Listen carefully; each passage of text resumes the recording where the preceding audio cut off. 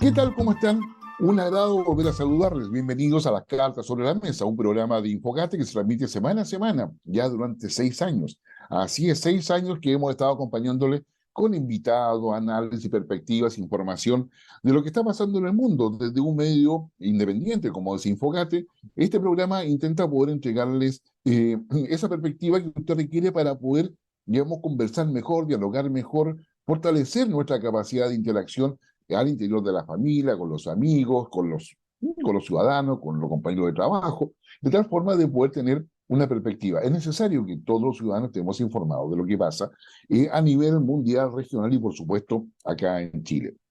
Este programa se transmite por la cadena Mundo TV, que es la señal de Cable Mundo, desde Antofagasta hasta Los Lagos. Se suman además otras plataformas de cable que replican nuestro programa, y ahí está Telecauquén, está Ñublevisión, también está Radio Nunguén de Concepción, entre otros, que efectivamente, digamos, hacen posible que lleguemos hasta su hogar y le entreguemos justamente esta perspectiva desde Infogate. Y eso lo hacemos gracias a Aurus, que es una joyería que tiene la posibilidad no solamente de comprarle el oro o de venderle oro o joyas, sino que a su vez también pone a su disposición esas pequeñas barritas de oro, donde usted puede invertir, puede colocar, hay diferentes precios, diferentes valores, pero que si usted lo compra, se va a proteger de la inflación, va a poder dejar hacer un lindo regalo a su nieto o nieta recién nacido o nacida, y va a poder tener la posibilidad de guardarlo, en fin, y el oro que no pierde el valor. En Joyería Aurus usted lo puede encontrar, puede consultar en su página web o puede ir a los lugares,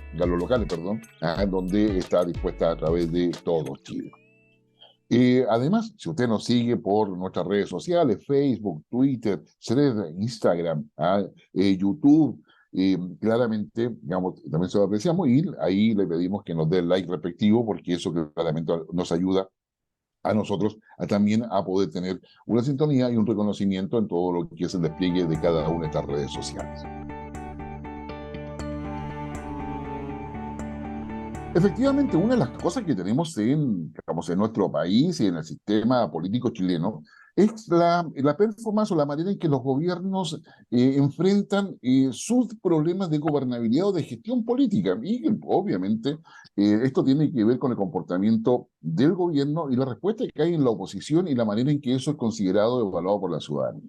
Para conversar sobre esto y varios otros temas más, tenemos que yo, quizás una persona con mayor experiencia, diría yo, en lo que es gestión política. Ha sido alcalde de Santiago, ha sido ministro en varias oportunidades, o en más de una oportunidad por lo menos, dirigente político, reconocido líder, yo diría, en la democracia cristiana primero, luego se abre a lo que es la centro-derecha, me atrevería a decir, pero con un sentido político y un pragmatismo que yo creo que esa experiencia es más que válida para poder conversar con él. Nos referimos a Jaime Rabinete. Jaime, ¿qué tal? ¿Cómo estás? Un agrado saludarte y muchas gracias por aceptar nuestra invitación. Gracias, Guillermo. He seguido tus programas y me entretengo mucho. Ya, muchas gracias, eres muy amable. Bueno, veamos, empezamos por la coyuntura. Estamos saliendo de un cambio de gabinete que la oposición denomina que es cosmético. Ya, el gobierno dice que es lo que la oposición estaba pidiendo, así que está obligando a la oposición a sentarse. De hecho, nosotros grabamos el día jueves, a la hora que estamos grabando, hay una reunión entre el presidente y la oposición. ¿Cómo evalúas tú este cambio de gabinete? ¿Qué fotografía nos queda a futuro? Mira, yo creo que el problema es mucho más de fondo. Ujú. Mientras tengamos un presidente con una personalidad dual, que un día dice una cosa que quiere reemplazar el capitalismo y la otra parte no se sabe qué es lo que quiere. Un día llama a negociar y a hablar de un pacto para Chile y al día siguiente le saca la mugre a una figura ya muerta, de historia reciente como Onofre Jarpa, generando una resistencia enorme en todo lo que fue su partido. Entonces, verdaderamente no se sabe cuándo saca la zanahoria y cuándo el garrote, y así no funciona. Yo creo que el mayor problema que él tiene es definir algo que es fundamental y que fue el dilema que tuvo Allende. Ujú. No tiene mayoría en el Parlamento ni en el país para imponer su programa. O conversa con la oposición y negocia con la oposición, o se va de frustración en frustración. Y eso tiene que resolverlo. No puede pretender cumplir su programa de gobierno teniendo menos del 30% de apoyo de la ciudadanía y no teniendo mayoría en el Parlamento. Las figuras del gabinete la verdad es que son bastante desconocidas en general, no tengo mucho la menor idea. Me preocupa la llegada de Cataldo al Ministerio de Educación, pero la verdad es que la gestión de este gobierno en materia educacional, salvo su preocupación sexual, no le conozco otra. Entonces, mira, yo no sé, yo creo que verdaderamente aquí el pandero y la iniciativa la tiene el presidente, y más allá de un cambio de gabinete cosmético. Lo segundo que te quiero decir, Guillermo, yo creo que si algo hay que aprender de estos 50 años desde el golpe de Estado, es que las fuerzas políticas tienen que poder conversar y llegar a acuerdos. Cuando no se llega a acuerdos, se pone en peligro la democracia. En todo eso, Cabo, yo creo que tú has sacado a eso una fotografía de cómo tú ves la política, ¿ya? Y creo que tu experiencia es más que válida en ese sentido. Ahora bien, tú nombraste, digamos, los 50 años de golpe de Estado, pero entre medio hay una comisión constituyente, nos queda el 5 de octubre, el 19 de octubre, aparte de los de septiembre. Y el 4 de septiembre, que fue muy importante con el rechazo del año pasado. Exactamente, el 4 de Oye, septiembre. y no sé por qué. Mira, yo tengo una crítica tan grande en general con los directivos políticos. ¿Cómo no han ¿Ya? hecho una gran celebración para el 4 de septiembre en forma transversal, todos los que estuvimos por el rechazo? Podría perfectamente ser convocante para algo mayor. Pero bueno, ahí estamos. Sí. ¿Cuál es tu visión o análisis de la oposición? Porque la oposición, bueno, la Renovación Nacional está en proceso digamos, de elecciones, ya la UDI está entre Macaya y los distintos grupos que hay en el interior, Evópolis está más disminuido, entre medio aparece Amarillos, aparecen demócratas, movimientos que todavía no se consolidan. ¿Qué cosas falta en la oposición? ¿Cuál sería tu mirada a ese respecto?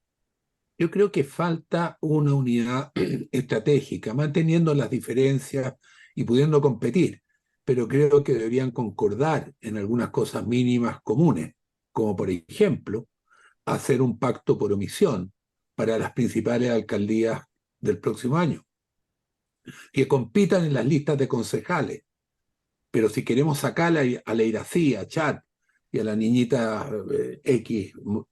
¿cómo se llama? Ripamonti de Viña del Mar, tres comunas vitales importantes, si uno suma los votos de la oposición, de quienes estuvimos en listas distintas el pasado 7 de mayo, ¿Mm? tú verás que se ganan esos tres municipios, para no decir también Antofagasta y otros. Entonces, ¿por qué no en las comunas más importantes no ponerse de acuerdo? Lo segundo, yo creo que hay que digamos, intentar converger, no en la ideología, no en la filosofía más primaria, pero sí en materia tributaria, en materia previsional, poder ofrecerle algo al gobierno en forma uniforme por la que negociar. Creo que pueden ser medidas realmente importantes que vayan limando asperezas y vayan acercando a visiones comunes, porque Chile requiere grandes mayorías. No puede ser un gobierno de minoría, porque sea de izquierda o derecha, va a tener problemas. Los tuvo Piñera, veamos lo que pasó con él. ¿No? ¿Hay algún líder dentro de la derecha que tú destaques o que podría tener ese efecto aglutinador? Porque finalmente, digamos, que José Antonio Cast, digamos, se transforma en un líder casi por descarte, por una parte, más allá de sus capacidades propias que se reconocen. Y si vemos lo que pasa a nivel mundial también, como lo que pasa con los liderazgos, y pareciera ser que acá tenemos un vacío liderazgo. Es verdad, eh, eh, a ver, si estamos pensando en candidatura presidencial, tienes toda la razón. Quizás los precandidatos o candidatas deberían buscar esta unidad en términos de ciertas metas comunes que nos puedan unir. Y creo que la Evelyn, Jimena Rincón, eventualmente Felipe Arboe, son gente que podrían ponerse de acuerdo para converger en ciertas medidas y que en algún minuto, si es necesario, una primaria y como decía Leonel Sánchez, que ganen más mejor. No, no, bueno, esperemos que esa convergencia de intereses y objetivos pueda realmente generar la unidad que requiere la derecha. Ahora, No, si no, el Guillermo, mira lo que va a pasar.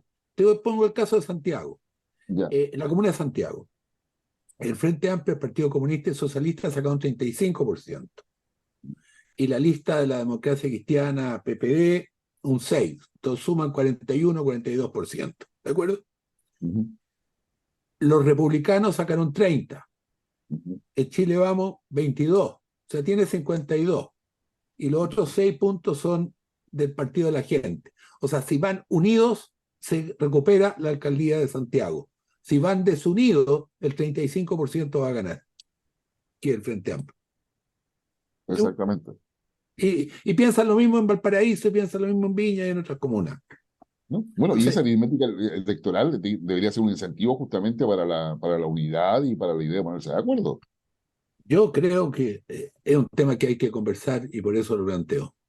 Ya, no, no, a mí me parece interesante porque todo el mundo coloca el foco en lo que el gobierno y todas sus debilidades y errores, pero también hay que mirar hacia el otro lado en términos de alternativa que la ciudadanía, que hoy día vota en términos muy pragmáticos, está mirando. Y si la alternativa no se logra consolidar y armar, obviamente se pierde ese apoyo, ¿ya? Y ese apoyo, digamos, finalmente está mucho más disponible para un populismo que nos haría pésimo a nuestra democracia. Correcto. Sí, pero, a ver, quiero llevarte como a dos áreas, pero empezar primero por una parte que yo sé que a ti te apasiona, que es nuestra política exterior. ¿Cómo ves tú la evaluación de nuestra política exterior en el gobierno de Boris? Porque finalmente ha hecho una gira por Europa, supuestamente para poder capturar inversiones, aunque todavía no las vemos, pero como que digamos, ha estado ahora recién en Paraguay, ha hecho varias declaraciones, que si yo se enfrentó a Lula, como criticó a Venezuela. ¿Cuál es la fotografía que tú sacas de la política exterior de Chile en este minuto? Menos mal que enterraron la política turquesa. Sí. La cosa más pintoresca. Yo he seguido la política exterior de Chile, no me atrevería a decir desde el fin del gobierno de Ibañez hasta ahora, y nunca a lo largo de la historia había visto una ministra de Relaciones Exteriores o ministro de Relaciones tan chanta como esta niña Urrejola. Realmente lo encontré, pero absolutamente desatinada, impropia y a la tradición de una política exterior de unidad de Estado y de país. Creo que el actual canciller tiene todos los méritos como para hacerlo y creo que el desempeño del gobierno de Boris, salvo su personalidad dual, que lo hace cometer errores como en España, como el tema de Garzón, como la entrevista en la BBC que dice que un lado de él es quiere terminar con el capitalismo.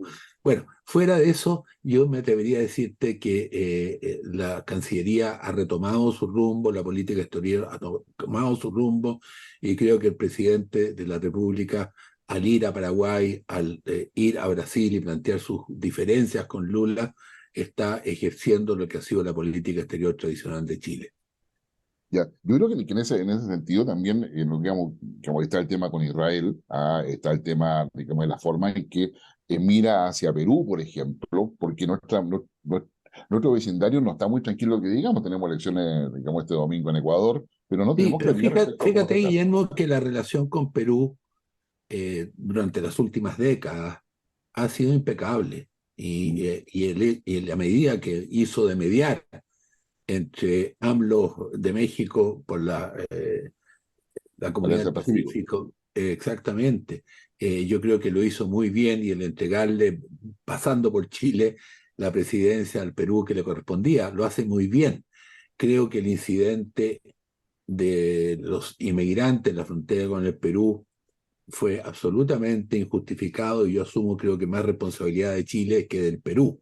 Sin embargo, tienen el complejo frente a Evo Morales y frente a Bolivia, donde a diferencia que con el Perú, todos los inmigrantes ilegales que pasan por la enorme frontera que tenemos con Bolivia no pueden ser devueltos. Todo esto en virtud de una resolución del Servicio de Migraciones chileno dictado en abril del año 22, o sea, en este gobierno, en que no se les puede devolver. Y Bolivia, con tal de generar, siguiendo la política de Evo Morales, de generar lío en toda la zona norte chilena y sur del Perú para crear su República Aymara, verdaderamente desestabiliza a Arica, Iquique, a toda la región norte, con la inmigración ilegal, que es tolerada, admitida y fomentada por Bolivia. Entonces yo creo que ahí deberíamos ponernos extraordinariamente firme.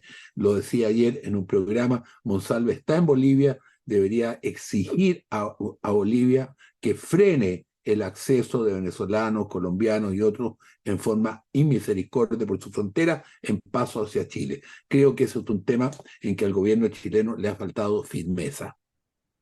Vinculado con el tema de política exterior está el de defensa. Tú has sido ministro de Defensa, tienes un vasto conocimiento sobre la materia. ¿Cómo ves la política de defensa? Porque finalmente tenemos los militares cumpliendo funciones policiales por los estados de excepción en la macrozona norte, macrozona sur, y hay todo un análisis para todo ello. Pero también están los temas de la seguridad nacional, si se quiere ver de esa manera, en lo que es la proyección a la Antártica, lo que es la relación con Argentina, la llegada de intereses chinos, tanto desde el punto de vista militar como económico, el tema de Irán en Bolivia, que son temas que normalmente no están en la agenda del ciudadano común, pero que sin embargo son determinantes para lo que el país puede o no puede hacer en el futuro. ¿Cómo ves el tema en el ámbito de seguridad y defensa? A ver, hay toda un área que no es compartida públicamente y por tanto no la conozco, que es todo el apresto y modernización de todo el equipamiento y alistamiento de nuestras Fuerzas Armadas, que yo confío en que haya seguido su curso que viene de todos los gobiernos anteriores. Dicho eso, creo que hemos tenido una enorme debilidad como gobierno, los últimos 3 gobiernos, Bachelet, Piñera y respecto al tema antártico, las pretensiones de mar territorial de Argentina. Ellos presentaron cartas en Naciones Unidas, nosotros nos demoramos casi 10 años en responder. Creo que hemos tenido una debilidad importante en esa materia. Respecto al uso de las Fuerzas Armadas para misiones como el Estado Especial en el sur, en la Araucanía, y en el control de frontera, yo creo que falta una definición más clara de las reglas de uso de la fuerza, porque la capacidad de nuestras Fuerzas Armadas para verdaderamente actuar en temas de orden público debe ser la disuasión. Y para poder disuadir, tienes que poder usar tus armas, porque si no, no disuades a nadie. Si andas si andas con la ametralladora de adorno, ¿para qué sirve? Entonces, no digo que tengan que disparar, pero creo que ha faltado un empoderamiento mayor para poner fin a la violencia. Para mí resulta inexplicable que el gobierno de Piñera y este gobierno no hayan intervenido Temucuicui, que es un enclave de no sabemos de qué, de terrorismo, de droga, de robo de madera. Pues bien, en Chile no pueden haber enclaves, y eso hay una suerte de debilidad del Estado de Derecho en que vía las fuerzas policiales y eventualmente con las Fuerzas Armadas, que solo deben ser usadas en orden público en forma excepcional. Y lo mismo digo respecto a su custodia en la frontera norte. Ciertamente Carabineros no tiene la capacidad de controlar el paso indiscriminado. Me parece razonable que se use la Fuerza Armada, pero con un protocolo claro, y especialmente que gallo que pone o persona inmigrante con una patita de la frontera de Bolivia para acá, la sacan inmediatamente volando de vuelta para Bolivia. Eso no lo tienen. Entonces creo que de alguna manera hay una tolerancia. La persona entra a Chile y tienes que llevarla a detenido, darle comida y después legalizarlo. Entonces, ¿cómo? No, pues eso, digamos, es imposible y coloca al Estado en una Y por debilidad último, perdón, que un tema de- para podemos conversar en especial, esta locura que han mandado como proyecto del Ejecutivo hacer las reglas de uso de la fuerza, que está en la Cámara de Diputados, y que verdaderamente es una broma, porque confunde conceptualmente lo que es el rol de mantener el orden público a las reglas de uso de las Fuerzas Armadas, que están hechas y diseñadas para defender nuestras fronteras en caso de invasión o de guerra exterior. Entonces, creo que hay una confusión enorme a ese respecto y hay una suerte de buenismo inspirado en protocolos de Naciones Unidas que dicen relación más al tema de fuerzas de paz que al control de orden público. Exactamente, y eso, digamos, esa confusión es complicada para países como Chile. Encuentro pésima. Yo te digo, me invitaron, tuve la ocasión de intervenir en esa comisión y entiendo que le han dado larga, lo votaron en general, pero yo creo que incluso la gente de izquierda razonable se da cuenta que es un proyecto mal hecho y que es la típica cosa de estos cabros inexpertos que se creen sabérselas todas y que porque llega un funcionario de Naciones Unidas le da un par de consejos, se lo compran como la Biblia, en vez de consultar a los auditores de las Fuerzas Armadas para que hicieran algo razonable. Y de Carabineros mandaron un verdadero mamarracho que confunde todo en ese proyecto de ley. Antes de volver a Chile y aprovechando el tema que estamos, ¿cómo ves tú la posición de Chile con respecto al conflicto o a la confrontación que hay entre China, Estados Unidos, el rol de Europa y Ucrania? Porque finalmente somos un país tan dependiente, que si China le cae la economía nos afecta directamente, si a Europa le va mal nos afecta directamente, si a Estados Unidos le va mal también. Entonces, ¿cuál es la perspectiva que ves tú? Y bueno, y adicionalmente lo que dijiste, Guillermo, el conflicto de Rusia con Ucrania, que hace subir el precio del combustible a un país que importa el 100% de su combustible, pucha que nos pegó fuerte y mira la inflación que tuvimos. O Exacto. sea, verdaderamente somos un país muy dependiente de lo exterior y por lo mismo creo que tenemos que ser extraordinariamente prudentes en no involucrarnos activamente en los conflictos entre Estados Unidos y China, manteniendo una suerte de neutralidad comercial para poder comercializar con ellos todo lo que se pueda. Y en materia de política conceptual, mantener nuestro apego y defensa de los derechos humanos, de la democracia y de la paz. Ojalá así sea, porque el escenario internacional está bastante, yo diría, complejo y se requiere una diplomacia muy proactiva para poder moverse, digamos, en esos No, sobre todo laberintos de con acá nuestra adelante. dependencia comercial con China, que es Claro, terrible. O sea, exacto. China se resfría, nosotros nos va a dar pulmonía con el precio del cobre, el litio, todo. Mira, por ejemplo, hoy día leía la caída que ha tenido la utilidad y por tanto la tributación de Sokimich al Estado. Y es porque cayó el precio del litio. ¿Y por qué cae el precio del litio? Porque se ha ralentizado la operación en China. Exactamente. Digamos, y si eso sucede, bueno, y ahora China está con serios problemas, está bajando tasa de interés para aumentar el consumo interno, pero eso también significa una Claro, disminución de la importación. está con Exactamente. deflación China, imagínate. Así que eso es. Ya, pero volvamos a Chile, Jaime, que sé yo, porque como nuestro terruño tiene bastantes cosas. Y tú has sido alcalde de Santiago, digamos, de hecho fuiste uno de los que llevó una movilización en Santiago por la recuperación de los edificios tradicionales de Santiago, de los barrios de Santiago. Y que tuvo un éxito importante porque significó un cambio en el concepto de ciudad, en la forma de cuidarla. Bueno, y finalmente tenemos una serie de barrios que hoy día son emblemáticos, pero que parten por la iniciativa que tú hiciste en su minuto como alcalde. ¿Cómo evalúa la gestión de la actual alcaldesa? Porque tú te colocabas ahí los temas de recuperemos los municipios, pero también es un tema de gestión ahora. ¿Cómo lo ves? No conozco más mala gestión que esta en el ¿Ya? municipio de Santiago, ni siquiera en el periodo de Allende. O sea, para ponértelo de esta manera, o sea, es lo peor que yo he visto en Santiago, en términos de comercio ambulante, de suciedad, de ocupación, de ocupación de los espacios públicos para no uso de la recreación, la entretención, la cultura, el aumento de la delincuencia y algo increíble, Guillermo.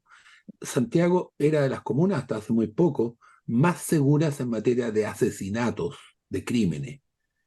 Este año ha subido 8 veces la cantidad de crímenes, casi 2 asesinatos por semana.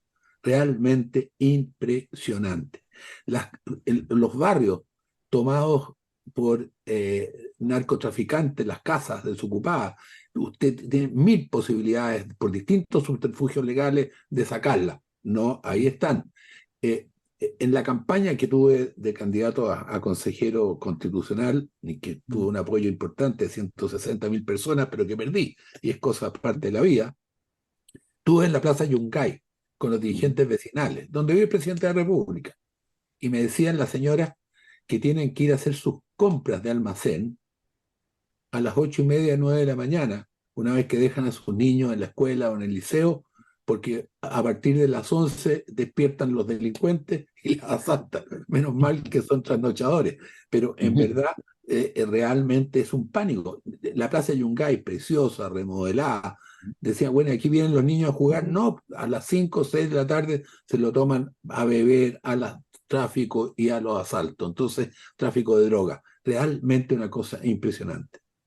No, es impresionante, y eso es un fenómeno que sucede no solamente en Santiago, sino que en Me fui a varias ciudades del tomar, país. oye, ¿para qué decirte? Me fui a tomar las fotos de campaña un día sábado Ya, a las 7 de la mañana frente a la municipalidad, porque es mi símbolo, ya. 11 años. Me vas a creer que conté 18 personas durmiendo en la plaza de Armas de Santiago. 18 personas acampando en la plaza de Armas de Santiago. ¿Cómo permitir eso? Esas personas no nacieron ahí, están ahí por angustia, pero también para protestar por falta de vivienda, lo que sea, pero no tienen derecho a ocupar los espacios públicos para esos usos. No, y eso claramente constituye, no, digamos, se empieza a Entonces normalizar. creo verdaderamente, Guillermo, que hay que hacer un esfuerzo muy grande. Ah, bueno, y la guinda de la torta, este cambio de las 18 plazas o calles que ha hecho en forma absolutamente arbitraria. Lo que yo quiero decirle a través de tu programa a todos los santiaguinos es que tengan paciencia. En un año más hay que sacar a esta niña, elegir una alcaldesa o un alcalde, y lo primero que tiene que hacer es devolver a Baquedano a la Plaza Italia, devolver al Bulnes el nombre de su calle y recuperar toda esta locura sectarista y comunista que ha hecho este Irací Hasler. ¿Sí? Esto que pasa en Santiago, ¿tú crees que es parte de una estrategia en términos de instalar una polarización? Porque hemos visto la propuesta negacionista del Partido Comunista. O sea, si tú no estás de acuerdo con lo que el Partido Comunista dice, eres negacionista. Esta suerte de una sola interpretación de la historia. Es decir, Allende era prácticamente un santo, donde es sacado del poder, pero sin la contextualización necesaria ni cosa parecida. Y todo hace pensar de que efectivamente lo que se está instalando es un incentivo a la polarización. ¿Cómo ves tú en este contexto estos 50 años que el gobierno le ha dado un especial brillo en su agenda política y mediática? Creo que se le ha desinflado bastante Mm. por los propios errores, pues son ineficientes hasta para eso. Pero, pero en verdad, mira, yo creo que todavía en Chile hay o'higuinistas y carreristas, y han Sí, pasado más de 200 años. ¿Para qué decirte la figura de Manuel Rodríguez? Pensemos respecto a Balmaceda. También hay juicios distintos. Yo creo que es inevitable que frente al golpe de Estado haya opiniones y juicios distintos. Yo creo que es mucho más importante lo que dijo el presidente Frei Ruiz Tagle. ¿Por qué no miramos al futuro? ¿Por qué no tratamos de evitar que en el futuro haya golpe de Estado y violación a los derechos humanos? ¿Y cómo se hace? Por buena calidad de la política. Porque en las democracias estables, los partidos de gobierno y oposición se ponen de acuerdo, transan, conversan y llegan a cosas razonables. Cuando no hay diálogo, cuando una minoría quiere imponerle a la mayoría un modelo refundacional, desemboca en el rompimiento de la democracia. Entonces yo creo que la lección de estos 50 años, al margen de condenar las violaciones de derechos humanos, los asesinatos y lo que hubo durante el periodo de Pinochet, yo creo que es mucho más importante, porque la figura va a seguir dividiéndonos por mucho tiempo, al igual que Allende. Yo creo que es mucho más importante mirar a futuro. ¿Cómo evitamos que Chile vuelva o a tener, no vuelva a tener nunca lo que nos pasó el 72 y 73? Hay culpas por todos los lados. Verdaderamente entonces el esfuerzo, yo te diga la lección que yo saco, habiendo sido actor juvenil en esa época, es que falló la política. Fallaron los dirigentes políticos para buscar un acuerdo. Y hay culpables por todos lados, unos más, otros menos, el problema de división. Pero lo que no puede volver a pasar es repetir esas condiciones, porque lamentablemente te está jugando la democracia. Nos quedan pocos minutos antes que te vaya a retirar, pero yo diría que tenemos una consulta sobre el futuro justamente.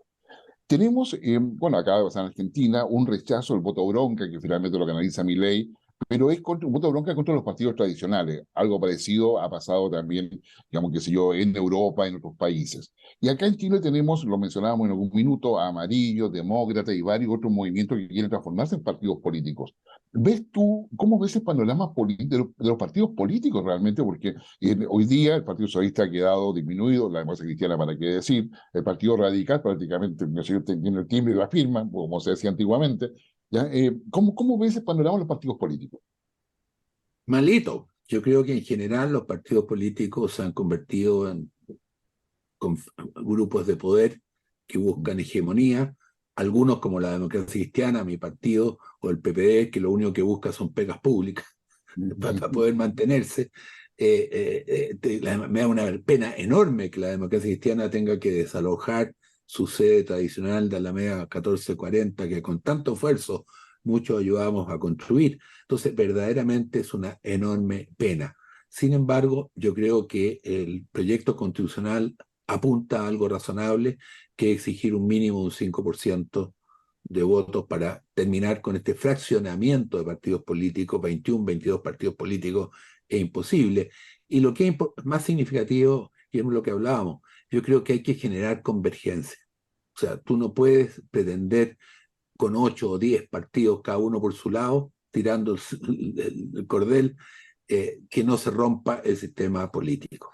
Hay que buscar grandes acuerdos y en eso tiene una responsabilidad enorme quien sea presidente de la República.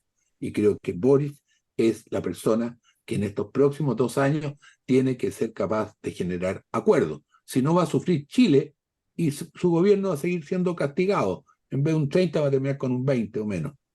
Ujú. Sí, no, definitivamente creo que tenemos mucha tarea que hacer todavía y personas como tú con la experiencia o la trinchera que yo me encuentro, igualmente hacer un aporte para poder consolidar una democracia que efectivamente pueda generar las bases y los pilares necesarios que nos permitan mirar al futuro, porque en este minuto estamos desfasados respecto a lo que está sucediendo en el mundo.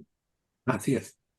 Guillermo, encantado de esta conversación. Quedo a tus órdenes. Con mucho gusto volvemos a conversar cuando tú me invites. Muchas gracias, Jaime, un gran abrazo y que tengamos una muy buena jornada y buen fin de semana. ¿Qué está pasando en Chile? Desde el punto de vista del análisis, acá hay una puesta en escena que empieza con la llegada de Jackson a la Moneda el viernes pasado para poder presentar su renuncia, la cual es claramente, digamos, aceptada, y se plantea en la práctica un nuevo escenario que está, eh, yo diría, qué sé yo, dirigido por la Moneda. Y este escenario, yo diría que se caracteriza por lo siguiente. Primero, establecer o ver cómo se refuerza el liderazgo del presidente Boric. Recordemos que el presidente Boric, digamos, las dos grandes, yo diría, déficits que presentan todos los estudios de opinión pública tiene que ver con credibilidad y con confianza. Y al lado de eso, la falta de conducción del gobierno. Entonces, para entender todo este cambio que ha habido de la renuncia de Jackson hasta el cambio de gabinete que conocimos, digamos, hace un día atrás, debemos entender que esto va orientado a reforzar el liderazgo del presidente Boris y a darle un sentido de conducción. ¿Ya? Por lo tanto, ese es el primer objetivo. Y eso se logra, eh, digamos, aceptando la renuncia de Jackson, de tal forma de que aparezca como el sacrificio de Jackson para que el presidente Boris pueda hacer eso. Es decir, Jackson eh, eh, se presta y le presta ropa a la estrategia de gobierno para poder apoyar al presidente Boris. En consecuencia, tanto el presidente Boris con Jackson no se enojan, no se van enojados, no se van molestos, nada, sino que simplemente se empieza al inicio de la estrategia. Eso permite que el fin de semana el gobierno ya diga, ¿no es cierto? Y fue el debate del fin de semana pasado, en el cual, el gobierno, ¿qué es lo que dice? Nosotros ya sacamos a Jackson, por lo tanto la oposición no tiene argumento para no sentarse a conversar. Nosotros ya hicimos lo que estaban pidiendo. La acusación constitucional ya no tiene sentido. De hecho, el Partido Republicano la baja. En consecuencia, ahora tienen que sentarse a conversar porque estaban pidiendo. O sea, porque ellos decían, no conversamos entre Jackson. Ok, sacamos a Jackson, ahora conversemos. Y deja que todo eso se empiece a amplificar al fin de semana. Y luego él vuelve rápidamente de Paraguay, a un Paraguay donde va incluso con Sebastián Piñera, quien había denostado en forma bastante, yo diría, como intensa, digamos, tiempo atrás. y va con él y conversan. Y le hace la jugada a Piñera en el fondo, y Piñera trata de salir jugando en términos de decir que hay que buscar las cosas, pero los proyectos son malos. Estamos hablando de proyectos de reforma tributaria y el pacto tributario, el pacto fiscal. Entonces, en definitiva, se hace el montaje de todo esto y termina con este cambio de gabinete que en realidad es un ajuste de piezas. Hay varios enroques, ¿no es cierto? En la Ministerio de Bienes Nacionales, hay como aparece el desarrollo social, y hay un ajuste de piezas en torno a los anillos concéntricos, como alguna vez lo definió el propio presidente Boric, de las relaciones de poder, pero el núcleo duro de la toma de decisión a nivel de gobierno no se ha modificado en nada. Sí, efectivamente, podemos ver en términos de forma visible de que Revolución Democrática queda reducida a su mínima expresión en su representación en el gabinete, con lo cual quiere decir que pierde influencia y que la coalición de partidos que propuso Gabriel Boric va a estar dada por Común y Convergencia Social, básicamente, y eventualmente el Partido Comunista. No, el Partido Comunista es muy difícil que vaya a alianza de esa naturaleza, pero yo no lo descartaría. No cabe duda que el Partido Comunista gana espacio político dentro del gabinete, obtiene el Ministerio de Educación, obtiene también una mejor representación en el Ministerio de Defensa, en la Subsecretaría de Defensa, que son temas, yo diría, importantes para el Partido Comunista. Ergo, o en consecuencia, lo que vemos es que en este ajuste de piezas, ¿ya? Se dejan, digamos, ver también otras cosas, es decir, apagar las críticas que se están generando en el ámbito minero, y ahí se llama a una persona con experiencia, que es Aurora Williams, quien en definitiva digamos, viene a salvar los temas de NAMI, las críticas a Codelco, sale, digamos, Pérez de Arce, que era el presidente ejecutivo de Codelco, perdón, de NAMI, digamos, y ella viene a apagar esos incendios. Y esto, volvemos al inicio, va orientado a poder decir el liderazgo del presidente Boric. ¿Irá a tener resultado esperado? Digamos, todo eso, no lo sabemos, pero es evidente de que efectivamente el gobierno está haciendo un diseño y una estrategia mucho más, yo diría, meditada y planificada. No deja llamar la atención tampoco y la forma en que ha mantenido el secreto. Se empezó a hablar como que era como obvio, o sea, si sacó a Jackson, bueno, ¿qué otro cambio de gabinete va a hacer? Había que, de parte del gobierno, ¿no es cierto?, neutralizar las presiones para la salida del ministro Montes, que el Partido Socialista lo estaba blindando, pero donde también Montes tiene un objetivo en el ámbito de vivienda que es conocido desde antes de que llegara al gobierno. Entonces, esta estrategia que ha logrado instalarse desde el gobierno no se filtró, lo cual da cuenta de un cuidado de la instalación de una red, yo diría, muy privada, donde no hay filtraciones respecto a lo que está pasando. Y las filtraciones suceden cuando el gobierno quiere. Y el medio preferido para esas filtraciones es la tercera. ¿Ya? Entonces, yo diría que acá hay una puesta en escena, yo diría, bastante cuidada. Igualmente se cambia ministro de Cultura, ¿no es cierto?, en todo lo que tiene que ver en el contexto de los 50 años, se le quita la preeminencia a los 50 años y se está privilegiando el rol de Boric como presidente y conductor del país, para poder aumentar su credibilidad y confianza. Ahora, terminado esto, lo que vamos a llegar es a ver al mes de septiembre. Finalmente, estamos en agosto, el presidente Boric viaja a China en el mes de octubre, ¿ya? Y eso, sin lugar a dudas, le va a dar un impulso en relaciones internacionales con una China que esperemos también tenga anuncios. Entonces, acá yo creo que lo que tenemos es un área en la cual el gobierno está colocando todo sobre la mesa para poder sentar a la oposición.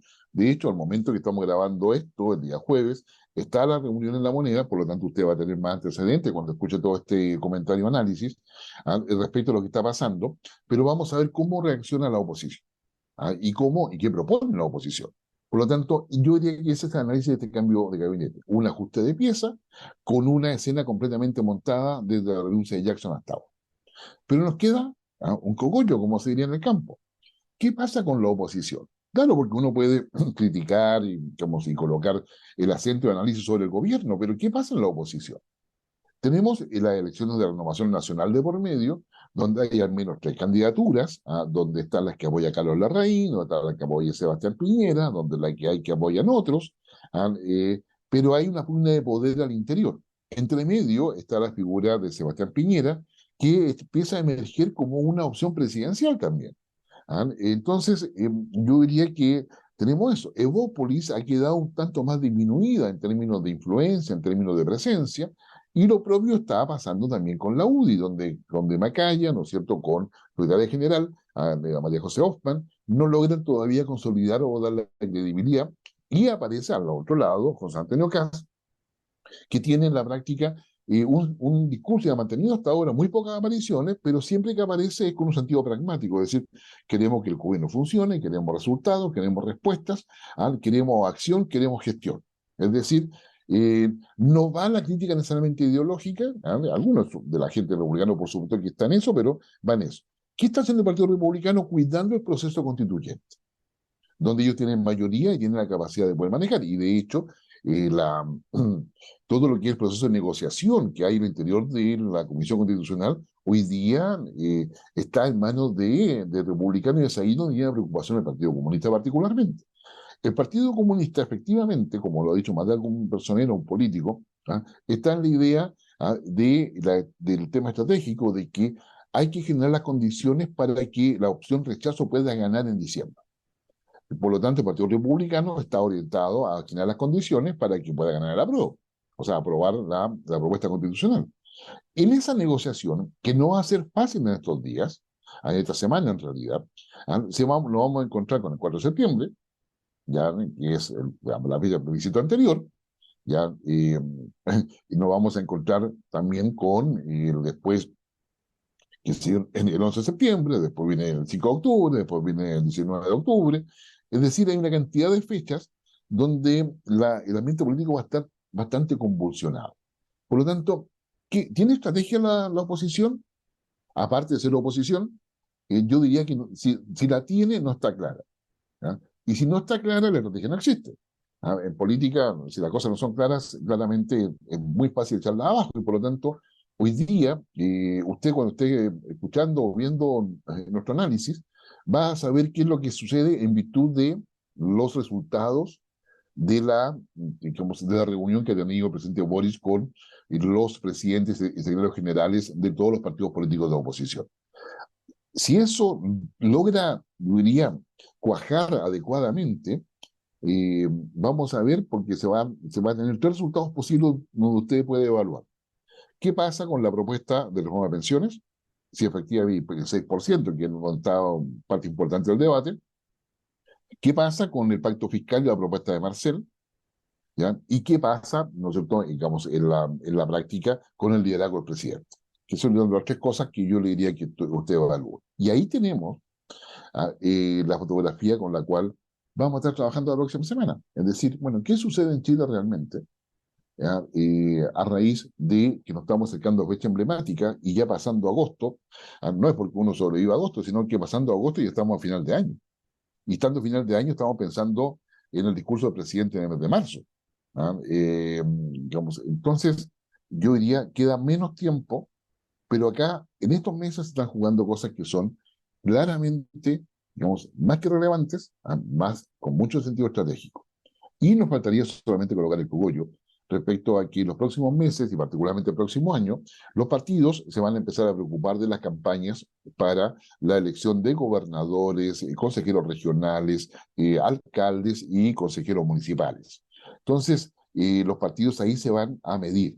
Y el fantasma que todos los partidos tienen actualmente es el fantasma del resultado obtenido en la elección de los consejeros constitucionales, donde el Partido Socialista quedó debilitado, la Democracia Cristiana para qué decir, el Partido Radical para qué hablar, y Renovación Nacional digamos, también salió digamos, debilitada, es decir, los partidos políticos en general salieron debilitados. Por lo tanto, habrá posibilidades que los partidos nuevos, demócratas, amarillos y otros, puedan llenar ese espacio que algunos insisten en llamarle centro, sino que ese espacio que canalice el pragmatismo electoral que estamos viendo no solamente en Argentina, sino que en países europeos y que claramente también ha estado en Chile. ¿No? Bueno, ¿qué piensa usted? Entonces, la carta sobre la mesa, 6 años al servicio de un periodismo independiente. Vamos al análisis, digamos, internacional. La noticia que sigue golpeando no solamente a Argentina, sino que al resto del mundo y por supuesto a nosotros, que somos vecinos de Argentina, es el resultado obtenido en las elecciones de este pasado domingo, donde finalmente el escenario político argentino quedó definido en tres tercios.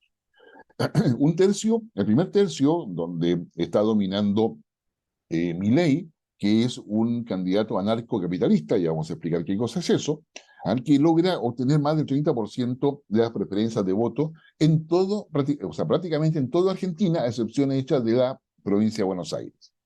Pero el resto de Argentina está con Milei, incluso superando el territorio de Kirchner en el sur de la Patagonia Argentina, y también en el norte, digamos, en todo lo que son las Jujuy, Salta, en fin, todo lo que es el norte argentino. Entonces yo diría que es un fenómeno. Al lado, digamos, él con más del 30%, como decíamos, luego viene Juntos por el Cambio con Patricia Bullrich, que es lo más parecido a la centro derecha chilena, si ustedes gustan. Y Patricia Bullrich, dentro de esa centro derecha, es lo más a la derecha que hay. Por lo tanto, uno se plantea de que habría una posibilidad al menos de diálogo, si es que no de negociación, entre Patricia Bullrich y Javier Milei. Y ellos, junto por el cambio, que es así como se llama la coalición, donde está Macri, junto por el cambio obtuvo un 28% de la votación, un poquito más del 28%. Y luego viene ya el kirchnerismo, o sea, perdón, el peronismo con la vertiente kirchnerista que representa Massa. Massa, que es actualmente ministro de Economía de Argentina, digamos, es el candidato presidencial de esa facción de kirchnerismo que está apoyado por el peronismo.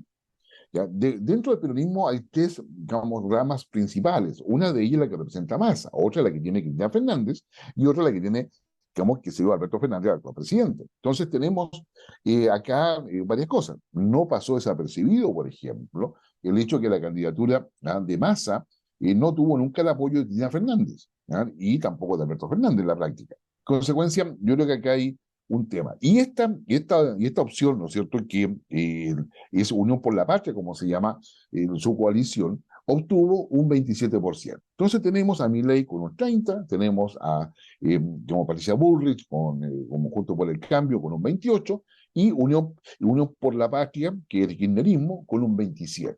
Y ahí están los tres tercios. Esto se va a zanjar en el mes de octubre cuando se realice la elección presidencial. Una elección presidencial que eventualmente podría tener una segunda vuelta. ¿Por qué decimos eventualmente? Porque si ningún candidato obtiene la mayoría absoluta, ¿ya? Pero no obteniendo la mayoría absoluta, o sea, no teniendo más del 50% de los votos, pero tiene más de 40% y una distancia de 10 puntos con respecto al que le sigue, ¿ya? Digamos, ahí se establece en primera vuelta el ganador. O sea, 10 puntos de diferencia, ¿no es cierto? Teniendo menos del 50%, igualmente se acredita como ganador de esa elección. Si la diferencia es menor, y por supuesto no tiene más del 50%, se va a segunda vuelta. En consecuencia, la pregunta es acá varias. La primera de ellas es establecer si el triunfo de Milei, que hoy día se denomina en Argentina como el voto bronca, es decir, todos los analistas, por lo menos, y varios amigos como que se dedican a este rubro en Argentina me comentan que efectivamente, digamos, la votación de Milei es el voto contra los partidos políticos tradicionales. En el lenguaje de Javier Milei es el voto contra la casta. La casta de corruptos, la casta de redes políticas y alianzas para poder afianzarse en el poder.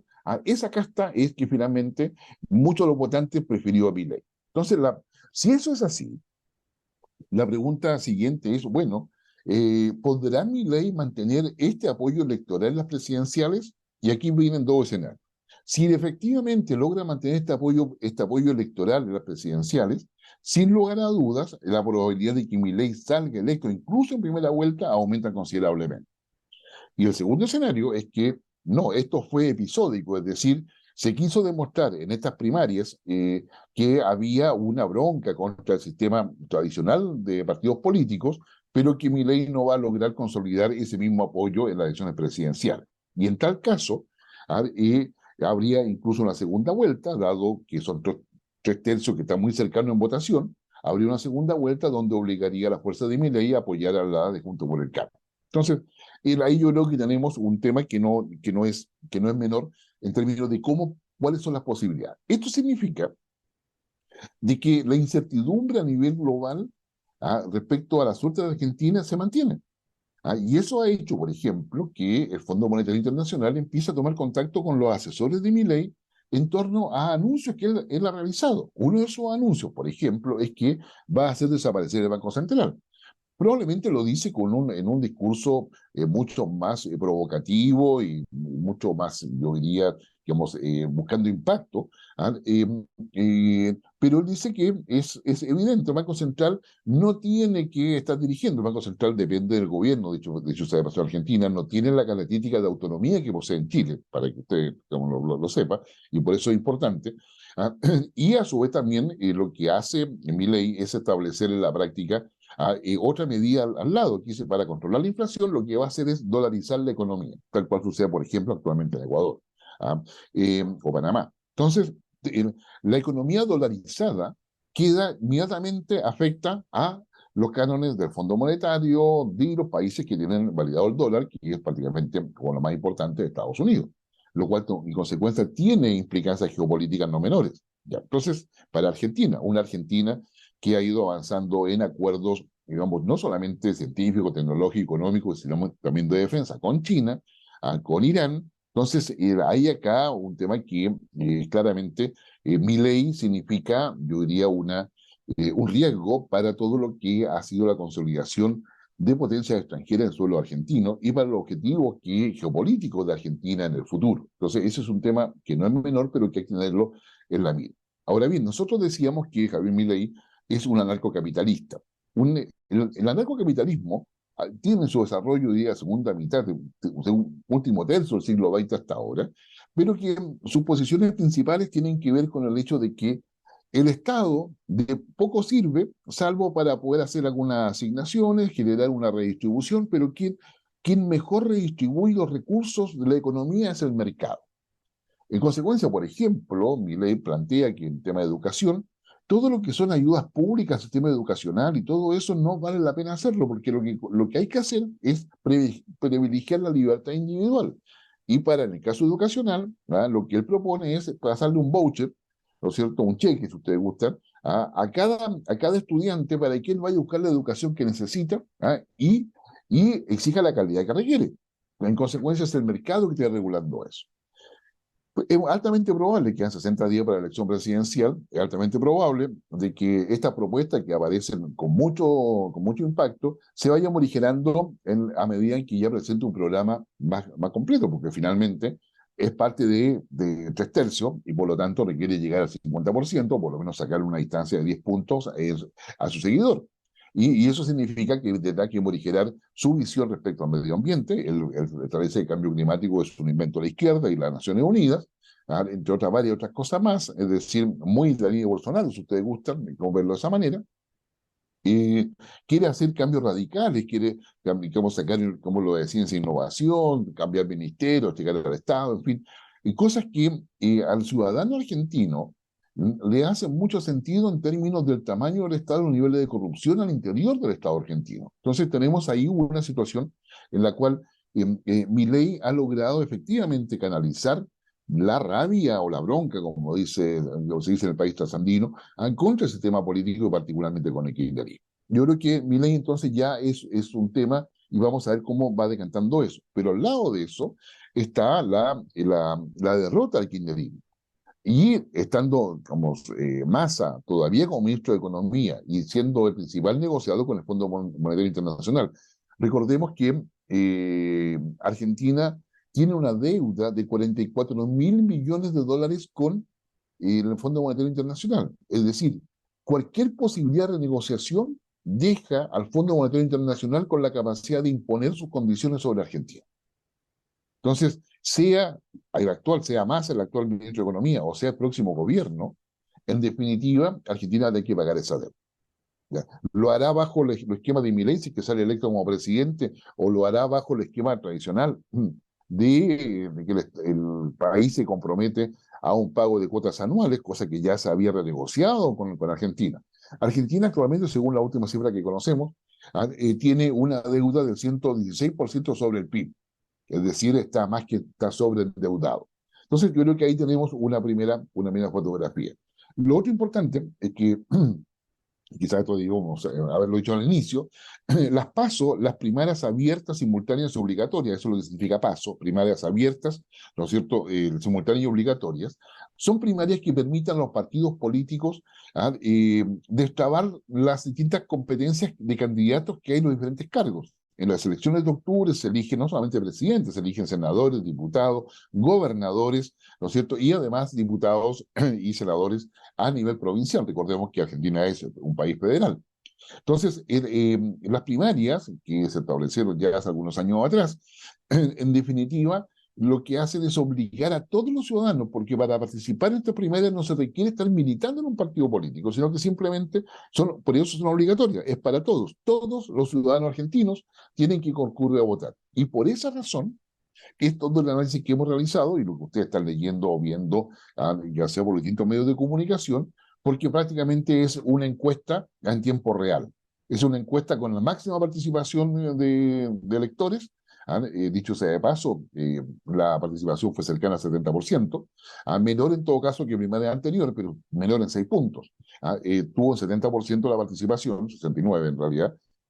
Por lo tanto, son primarias bastante válidas y los resultados son bastante sólidos. En consecuencia, ya sobre esta base es donde se comienza a trabajar en lo que podría ser las campañas políticas en 60 días y también las alianzas.